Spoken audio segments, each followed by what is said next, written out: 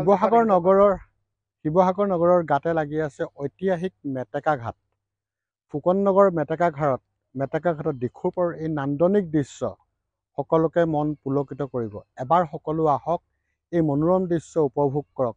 শাৰদীয় বতৰত এই মনোৰম দৃশ্যই সকলোকে হয়তো আপ্লুত কৰিব। এই চাওক, ইমান ধুনীয়া দিখৌৰ কাষৰ এই সুন্দৰ দৃশ্য, এই সুন্দৰ দৃশ্যই আপোনাৰ মন জয় কৰিব। এই শাৰদীয়ৰ বতৰত, শাৰদীয়ৰ সময়ত শেৱালি ফুলাৰ বতৰ, কহুৱা লহপহ কৰি বাঢ়িছে। ইমান ধুনীয়া। ডক্টৰ ভূপেন হাজৰিকাই গীতটো কৈ গৈছে, এই কহুৱা বন অশান্ত মন, আপোনাৰ মনটো সঁচাকৈ ইয়াত বিলীন হৈ যাব, শান্তি উপভোগ কৰিব পাৰিব।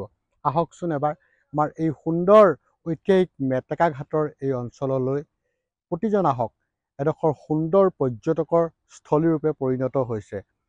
প্ৰতি বছৰে, এইবাৰেই নহয়, ইমান সুন্দৰ এটা পৰিৱেশত আপুনিও বিলীন হৈ যাব। আপুনি ইয়াত সৃষ্টিশীলতাৰ অনুপম সৃষ্টি কৰিব পাৰিব। সৃষ্টিৰ মাধ্যমেৰে হয়তো আপোনাৰ এটা কবিতাও ইয়াত সৃষ্টি হ'ব পাৰে।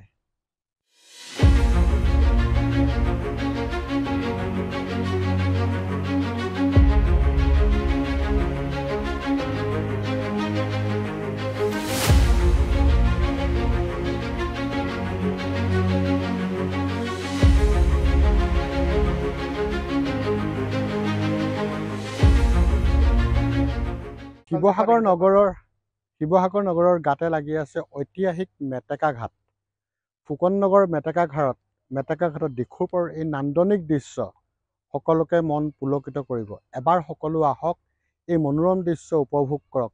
শাৰদীয় বতৰত এই মনোৰম দৃশ্যই সকলোকে হয়তো আপ্লুত কৰিব। এই চাওক, ইমান ধুনীয়া দিখৌৰ কাষৰ এই সুন্দৰ দৃশ্য, এই সুন্দৰ দৃশ্যই আপোনাৰ মন জয় কৰিব। এই শাৰদীয়ৰ বতৰত, শাৰদীয়ৰ সময়ত শেৱালি ফুলাৰ বতৰ, কহুৱা লহপহ কৰি বাঢ়িছে। ইমান ধুনীয়া। ডক্টৰ ভূপেন হাজৰিকাই গীতটো কৈ গৈছে, এই কহুৱা বন অশান্ত মন, আপোনাৰ মনটো সঁচাকৈ ইয়াত বিলীন হৈ যাব, শান্তি উপভোগ কৰিব পাৰিব।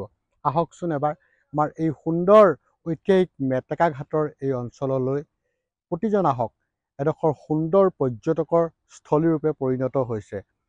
প্ৰতি বছৰে, এইবাৰেই নহয়, ইমান সুন্দৰ এটা পৰিৱেশত আপুনিও বিলীন হৈ যাব। আপুনি ইয়াত সৃষ্টিশীলতাৰ অনুপম সৃষ্টি কৰিব পাৰিব।